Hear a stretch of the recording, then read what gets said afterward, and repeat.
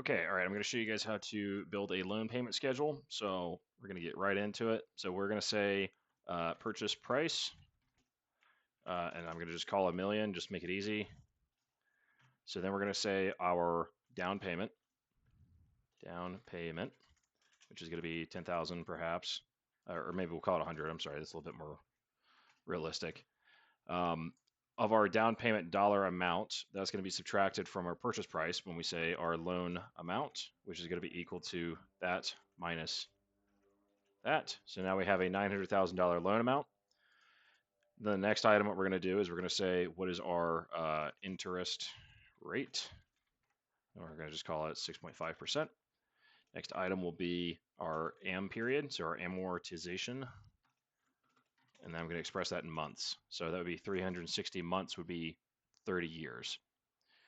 Next item we'll do here will be our payment.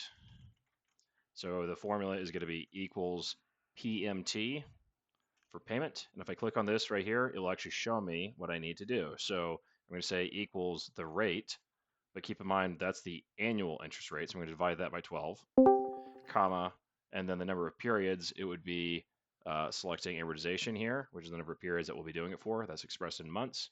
And then our present value, which is right here under loan.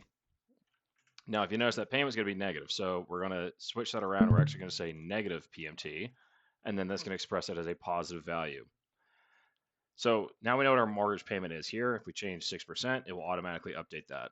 There is an option on here, by the way. If you look under indoor beginning, most are automatically paying at the end of a period, like the payment is due for the end rather than the beginning. However, you can adjust that setting if you need to. So I would just say fill this saying loan amount, interest rate, and amortization period.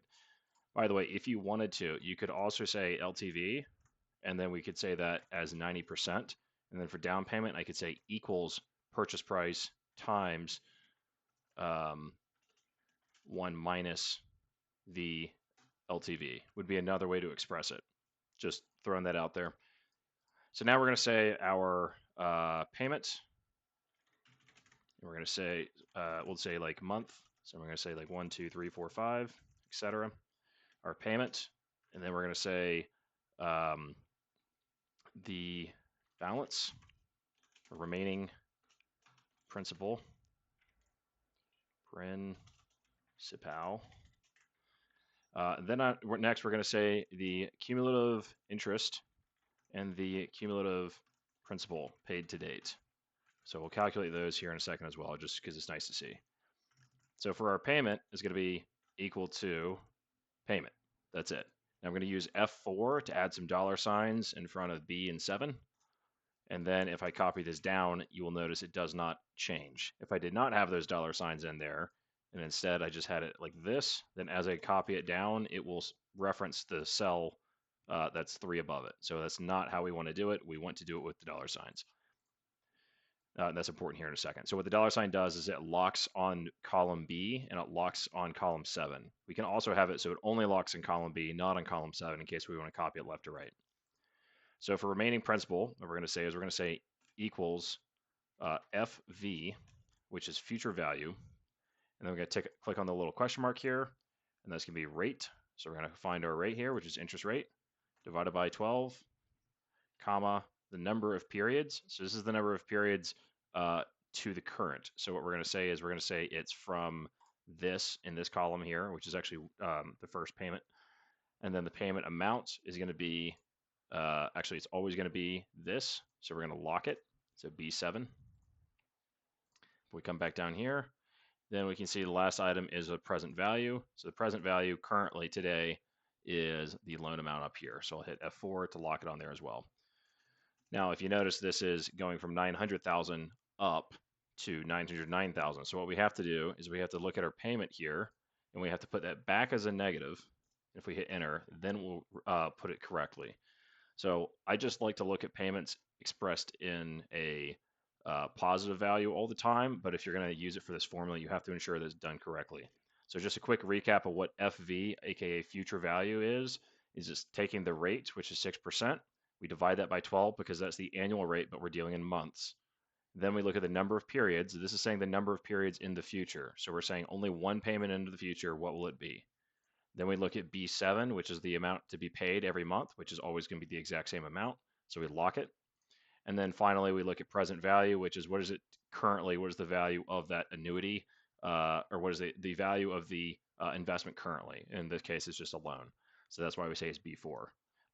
So now if we take this formula and we copy it down, it will, whoops, that's not right because I didn't lock something. The rate, I did not lock the rate. So that should be good now. So now if I copy this down, you'll notice it gives us a nice amortization schedule. So it will show how much interest is remaining. So what you can do with this is I'm going to say equals 1 above it plus 1. Now if I copy this down, I can just copy this entire row, Control C, and then come down and Control V and paste it, and you'll have a nice little schedule as it goes. Now, just a note here is this is 900,000, but this is negative 900,000. So this is one item I meant to include is not only do you have to ensure that this is done correctly, but now you got to put it back into like a normal format. So you do negative at the beginning. So it's negative future value because it's going to express it as a negative value, which sucks. So we come down and take that, and now we have a nice little schedule here. Next function we're going to do is cumulative interest, which is going to be CUMPT. So that's cumulative interest payment. So we're going to say our rate. We're going to lock it because it's always going to be there, divided by 12. The number of periods total, which is, let me just confirm that. Apologies to make sure. Actually, this would be, yes, the total number of periods, which is going to be 360. We're going to lock that. The present value today is 900,000. We're going to lock that. Our first period is going to be 1, and our last period is going to be whatever's in this cell right here. And then we're going to end that bracket. And I made an error here, so awkward because I'm doing this without doing a lot of editing on the recording. So what did I miss here? It is due at the end, so 0. So I hope that works out well. Yes, it is. It just happened to be a very precise number up front. So what this is it's taking the cumulative interest paid to date. So this is saying we paid $35,000 to date in interest. Again, I like showing these as positive values, so I'm just going to put that as a negative. We can come down here and paste it all the way through. And then for cumulative principal payment to date, then that's going to be a very similar formula. So I'm actually just going to copy this over. Whoops, I'm going to just copy this over. And instead it's going to be cumulative principal payment. PRINC, I think. Yes, I do too much Excel if I know that off the top of my head. All right, so it's B5, which is right here, divided by 12. The number of payment periods is going to be the amortization at 360. Our present value is 900,000. First period is always going to be 1. Last period is always going to be 0, or is going to be over here on the left side. And then we're going to do it in your beginning. And just because I don't want to seem like a total doofus, I'm pretty sure if I put that as 0, it will error out. So if I take this and I copy this down, it will also show the amount of cumulative principal paid to date. So I probably should have started doing this while explaining why is this useful, but it is useful if you want to show this table to a seller and say, hey, on month 24, here's what your remaining balance will be is 87 or 877,000. So you can continue this formula all the way down as much as you'd like until it starts to get into errors. So basically, once it hits 360 or whatever your amortization is, then it will start glitching out. Advanced, if you want, I can just say if it's greater than this value, then don't display anything, and then I could do this. But what you can also do, which is simpler than recoding it, is just delete it. And then this is all you need to have. So cumulative principal paid to date is going to be, of course, 900,000. Cumulative interest paid to date is going to be whatever that is here. It should jump down to here. It's about $1 million in interest has been paid on $1 million purchase price. So you can see why this might be really useful to show to somebody saying, hey, at month 120, aka 10 years, you're going to make $500,000 cumulatively in interest. You would want to show that number to a seller and say, hey, look at that. Here's the math for it. You can tell them to go send it their CPA and whatnot as well, and it's totally fine. And then the payment, of course, is going to remain the same. Last item here is if we do PPMT, hold on, if it's IPMT is the formula. I payment, yep, okay. So this was cumulative principal payment and cumulative principal paid. So we can also do interest payment, which is going to be calculating just the amount for interest. So very similar stuff. So we look at rate divided by 12. The period currently would be, apologies, let me set this in the right location. Interest paid. So we're going to say take our B5, which is our rate, divide that by 12. The period is going to be looking at the total number of periods here. So I'm going to lock that, comma. Number of periods is looking at actually, hold on, I think I got these out of order. Apologies, I don't use this function a whole lot. So once I get it done correctly, that will be fine. So that needs to be equal to that, comma, then amortization up here. And then present value will be the current value today. So if I do that correctly, yep, okay, I did the formula correctly this way. I'm glad I made that edit.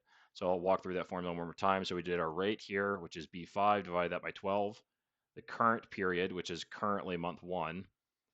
The number of periods total is the amortization up here, which is 360 months. And then the current valuation, or the current value, which is the loan amount, and that's B4.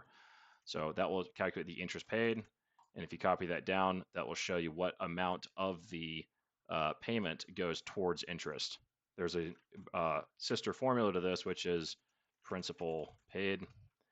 And I'm going to express that as a negative of that. So it shows as a positive.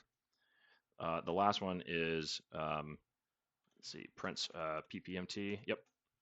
And then it's going to be a very similar drill. So the rate, divide that by 12, the current period, the number of periods, and then the present value. And then lock all your cells to make sure they're in there correctly. Yep. Present value as well. And then put a negative in front just to have it display as a positive number. And if you copy that down, you will then have a complete amortization table with all the amounts. So I'm going to, dadgummit, copy to here. Let me drag this down. There we go. And you see at the very last payment, it's only $26 is paid in interest. So a quick recap on everything. We have our month in this column here, which goes 1, 2, 3, 4, 5, all the way up to 360. We have our payment, which is always going to be the static amount. The formula for payment is PMT. Remember to put a negative at the beginning and to use the rate divided by 12 and to express everything in a monthly. You look for the tooltip as well. Then after payment, then we have the remaining principal, which is looking at its negative FV, which is future value. And then you just follow the prompts there, just like I showed you. That's it described here if you need to reference it. And then cumulative interest paid. This is it again here if you need to reference it. The cumulative principal paid for a quick reference. Again, rate, number of periods, present value, etc. Make sure to lock your formulas with the dollar signs, otherwise it gets annoying when you copy it down. And then interest paid. This is showing the amount of that payment that goes towards interest, and then principal paid. And that will show you the amount of this that goes towards principal. So hopefully you found this helpful. If you have any questions or anything else, feel free to comment below, as well as catch us in the preselling.com real estate server, which is going to be linked in the description as well below. Thanks so much. Hopefully you found this very useful, and if you have any other suggestions for other things that you'd like me to cover, then please let me know. Thanks.